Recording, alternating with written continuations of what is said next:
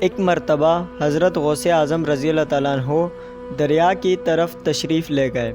وہاں ایک 90 سال کی بڑھیا کو دیکھا جو زور و قطار سے رو رہی تھی۔ ایک مرید نے بارگاہ غوثیت میں عرض کیا، مرشدی، اس ضعیفہ کا اکلوتا خوبرو بیٹا تھا، بیچاری نے اس کی شادی رچائی۔ وہ اپنے نکاح کے بعد دلہن کو کشتی کے ذریعے اس دریا سے لا رہا تھا کہ کشتی الٹ گئی، دلہا دلہن سمیت ساری بارات ڈوب گئی۔ اس واقعے کو آج 12 سال گزر چکے ہیں، مگر ماں کا جگر ہے، بیچاری کا غم جاتا نہیں ہے۔ یہ روزانہ یہاں پر آتی ہے اور بارات کو نہ پا کر رو دھو کر واپس چلی جاتی ہے۔ حضور غوث پاک رضی اللہ تعالیٰ عنہ کو اس ضعیفہ پر بڑا ترس آیا۔ آپ رضی اللہ تعالیٰ عنہ نے اللہ عز و جل کی بارگاہ میں ہاتھ اٹھا دیے۔ چند منٹ تک کچھ ظہور نہ ہوا۔ بیتاب ہو کر بارگاہ الہی میں عرض کی، یا اللہ، اس تاخیر کی وجہ کیا ہے؟ ارشاد ہوا، اے میرے پیارے، یہ تاخیر خلاف تقدیر نہیں ہے۔ ہم چاہتے اپنے ایک کن سے تمام زمین و آسمان پیدا کر دیتے، مگر بامقتضائے حکمت 6 دن میں پیدا کیے۔ بارات کو ڈوبے ہوئے 12 سال ہو چکے ہیں۔ اب نہ تو وہ کشتی باقی رہی ہے، نہ تو اس کی کوئی سواری۔ تمام انسانوں کا گوشت بھی دریا کے جانور کھا چکے ہیں۔ ریزہ ریزہ کو اجزائے جسم میں اکٹھا کروا کر زندگی کے مرحلے میں داخل کر لیا ہے۔ اب ان کی آمد کا وقت ہے۔ ابھی یہ کلام اختتام کو بھی نہ پہنچا تھا، کشتی یکا یک اپنے تمام ساز و سامان بمہا دلہا اور دلہن اور بارات کے ساتھ باہر آئی اور چند ہی لمحوں میں کنارے تک پہنچ گئے۔ تمام باراتی حضرت غوث اعظم رضی اللہ تعالیٰ عنہ سے دعائیں لے کر خوشی خوشی اپنے گھر پہنچے۔ اس کرامت کو سن کر بہت سے کفار نے سیدنا غوث اعظم رضی اللہ تعالیٰ عنہ کے دست حق پر اسلام قبول کیا۔ وہ وقت بھی آیا جب اللہ نے آپ کو وہ بلند مقام عطا فرمایا کہ حضرت غوث اعظم رضی اللہ تعالیٰ عنہ نے عراق میں ایک مجلس کے دوران سب مشائخ کے سامنے واض و نصیحت فرماتے ہوئے ارشاد فرمایا، قدم لہٰذہ ولا رقابتی کلی ولی اللہ، میرا یہ قدم ہر ولی اللہ کی گردن پر ہے۔ یہ سن کر حضرت سیدنا علی بن ہلات رحمۃ اللہ علیہ اٹھے اور ممبر کے پاس جا کر آپ کا قدم مبارک پکڑ کر اپنی گردن پر رکھ دیا۔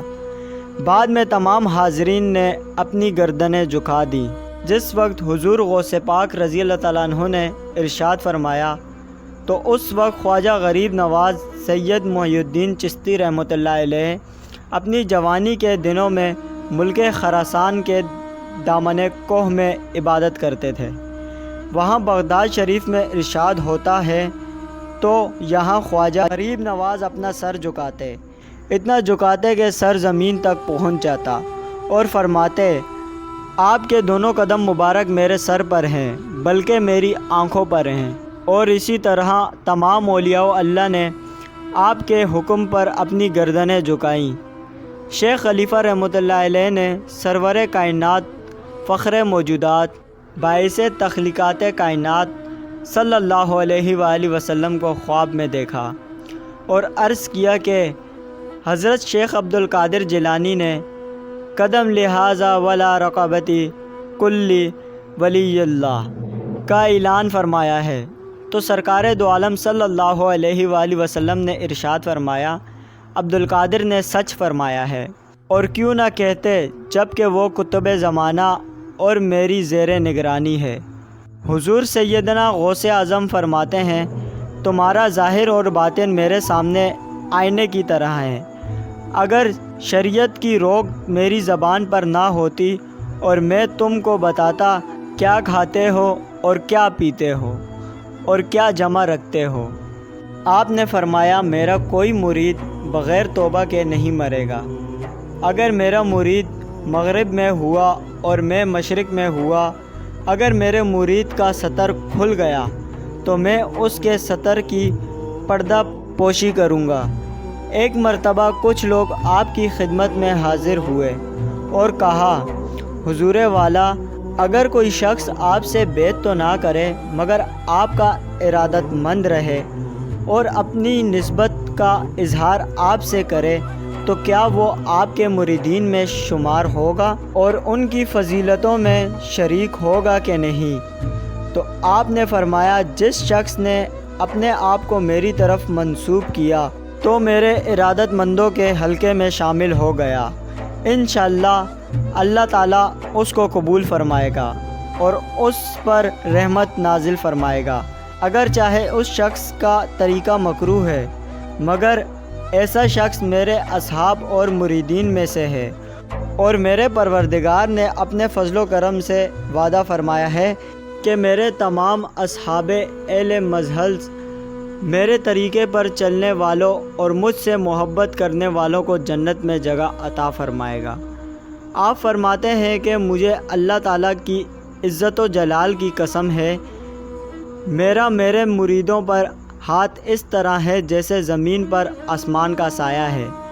اگر میرے مرید اعلیٰ مرتبہ نہیں ہے تو کیا ہوا؟ میں تو اس کی بارگاہ میں اللہ کے فضل و کرم سے اعلیٰ مرتبہ ہوں۔ اے میرے مرید، خوش رہ اور بے بک ہاتھ بحکم رب العالمین جو چاہے تو کر گزر، کہ میرا جو بڑا ہے تیرے پاس ہے۔ اے میرے مرید، تو مت ڈر، اللہ کریم میرا رب ہے جس نے مجھے رفعت و بلندی عطا فرمایا اور میں اپنی امیدوں کو پہنچا ہوں۔ خدا تعالیٰ کے تمام شہر اور ملک میری نگاہ میں رائی کے دانے کی طرح ہے اور میرے حکم انسل میں ہے۔ اللہ تعالیٰ نے مجھے جمال اقطاب کا مختار بنایا ہے، بس میرا حکم ہر حال میں جاری ہے۔ کوئی مہینہ اور سال ایسا نہیں جو اپنے ظہور سے پہلے میرے پاس نہ آئے۔ سورج روزانہ طلوع ہوتے وقت مجھے سلام عرض کرتا ہے اور ہر نیا سال جب آتا ہے تو مجھے سلام عرض کرتا ہے۔ جو کچھ سال میں رکوع پذیر ہونا ہوتا ہے اس کی مجھے خبر کر دیتا ہے، اور ہر ہفتہ جب شروع ہوتا ہے تو مجھ پر سلام عرض کرتا ہے، اور جو کچھ ہفتہ بھر میں ہونا ہوتا ہے اس کی مجھے خبر دیتا ہے، اور ہر دن مجھے سلام کرتا ہے، اور دن بھر میں جو کچھ ہونا ہوتا ہے اس کی مجھے خبر کر دیتا ہے۔ مجھے اپنے رب و جلیل کی عزت و عظمت کی قسم، میرے سامنے نیک بخت بدبخت لوگ پیش کیے جاتے ہیں، میری نظر لوح محفوظ پر ہوتی ہے۔ میں اللہ تعالیٰ کے علوم اور مشاہدات کے سمندروں میں تیرنے والا ہوں۔ میں زمین میں تم پر اللہ تعالیٰ کی حجات اور رسول پاک صلی اللہ علیہ وآلہ وسلم کا نائب ہوں، اور زمین پر ان کا وارث ہوں۔ قیامت تک میرے مرید محبوں اور دوستوں میں سے جو کوئی بھی ٹھوکر کھائے گا میں اس کا ہاتھ پکڑ کر اسے سہارا دوں گا۔ مجھے اپنے رب کے عزت و جلال کی قسم، میرے قدم میرے رب کے سامنے برابر رکے رہیں گے، اور یہاں تک کہ میں اور میرے مرید جنت میں نہ چلے جائیں۔ غوث سمدانی، شہباز لامکانی، توحید خالص، اطاعت رسول مقبول صلی اللہ علیہ وآلہ وسلم، اقامات دین مبین اور احیاء اسلام کے عظیم علمدار تھے۔ حضرت کے ابتدائی دور میں طرح طرح کے فتنوں کا سیلاب تھا۔ اگر ایک طرف فسق و فاجر، بدعت و قرات کا ظہور تھا تو دوسری طرف اعتزال الحد اور صدقہ کا بازار بھی گرم تھا، لیکن آپ نے ان سب کا مقابلہ کرتے ہوئے عمر بھر مخلوق خدا کو شریعت مطہرہ کی تعلیم سے روشناس کروایا۔ ایک خلق کثیر آپ کے علم و عرفان سے بھرپور ملفوظات و ارشادات سے سرور کون و مکان، شہنشاہ دو جہاں، مالک و زمین و آسماں، احمد مصطفیٰ حضرت محمد صلی اللہ علیہ وآلہ وسلم کے دلدار اور عاشق ہو گئی۔ آپ نے فرمایا، ہمیشہ رسول کریم صلی اللہ علیہ وآلہ وسلم کے مبارک نقش قدم پر چلو، کیونکہ قرآن مجید میں ارشاد ہوتا ہے، قُلْ إِن كُنتُمْ تُحِبُّونَ اللَّهَ فَاتَّبِعُونِي يُحِبُّكُمُ اللَّهُ، لہذا کتاب اللہ اور سنت رسول صلی اللہ علیہ وآلہ وسلم کا دامن کسی حال میں نہ چھوڑنا، نماز پنجگانہ اور پابندی سے ادا کرنا، اور اپنی ہر نماز اس خلوص کے ساتھ ادا کرو جیسے یہ تمہاری آخری نماز ہو۔ روزہ دار کو چاہیے کہ اپنے روزے کو مکروہات سے بچا کے رکھے۔ انسان کو چاہیے تمام ان کاموں سے اور شریعت سے اعتراض کرے جس سے شریعت مصطفی نے منع فرمایا۔ جو شے انسان کو خدا تعالیٰ کی ذات سے غافل رکھے وہ دنیا ہے۔ انسان کو چاہیے وہ دنیا کو دل سے نکال کر ہاتھ میں رکھے تو پھر وہ اس کو دھوکہ نہ دے سکے گی۔ سچائی، است بازی اختیار کرو، یہ دونوں صفتیں نہ ہوتی تو کسی شخص کو بھی قرب الہی حاصل نہ ہوتا۔ آپ رضی اللہ تعالیٰ عنہ 561 ہجری کو بیمار ہو گئے اور علالات کے دوران آپ کے صاحبزادہ حضرت سیدی شیخ عبدالوہاب رحمۃ اللہ علیہ آپ کی خدمت میں حاضر ہو کر یہ عرض کیا، حضور والا مجھے کچھ وصیتیں ارشاد فرمائیں جن پر آپ کے انتقال کے بعد عمل کروں۔ تو آپ نے فرمایا، اے برخوردار، اللہ کے تقوی کو اپنے اوپر لازم کر لو، اللہ کے سوا کسی کا خوف نہ کرو، توحید کو لازم پکڑ لو۔ جب دل اللہ تعالیٰ کے ساتھ درست ہو جائے تو اسے کوئی چیز خالی نہیں رہتی اور اس کے احاطے علم سے کوئی چیز باہر نہیں نکلتی۔ میرے پاس سے ہٹ جاؤ، بے شک تمہارے علاوہ بھی کچھ اور حضرت میرے پاس تشریف لائے ہوئے ہیں، ان کے لیے جگہ فراخ کر دو، ان کے ساتھ ادب سے پیش آؤ اور جگہ کو تنگ نہ کرو۔ آپ ملائکہ کی جماعت اور ارواح مقربین کے آنے پر ان کو سلام کا جواب بار بار دے رہے تھے اور فرما رہے تھے، بسم اللہ آؤ، اور آپ بار بار اپنا ہاتھ مبارک اٹھاتے اور ان کو دراز فرماتے اور زبان مبارک سے فرماتے تھے، وعلیکم السلام ورحمۃ اللہ وبرکاتہ۔ بعض اوقات آپ فرماتے، توبہ کرو اور صف میں شامل ہو جاؤ۔ بعض اوقات آپ یہ بھی فرماتے کہ نرمی کرو۔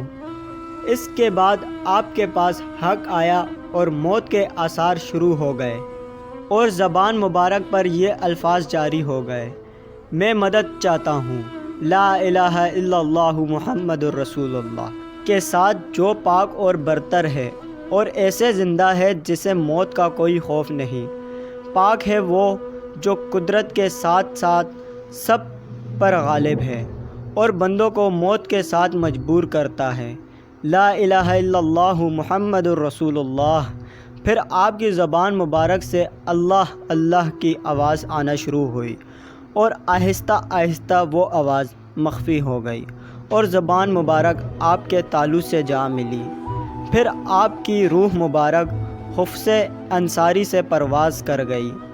آپ کی اولاد کثرت تعداد میں تھی، جن میں سے زیادہ مشہور یہ ہیں، سیدنا شیخ عبدالوہاب، سیدنا شیخ عیسیٰ، سیدنا شیخ عبدالعزیز، سیدنا شیخ عبدالجبار، سیدنا شیخ عبدالرزاق، سیدنا شیخ محمد، سیدنا شیخ عبداللہ، سیدنا شیخ یحییٰ، سیدنا شیخ موسیٰ، سیدنا شیخ ابراہیم۔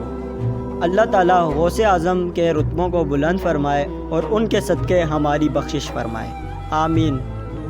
اس کے ساتھ ہماری یہ سیریز سیرت غوث ثقلین مکمل ہوئی۔ آپ سب کا بہت شکریہ۔ ملتے ہیں نیکسٹ سیریز میں۔ خدا حافظ۔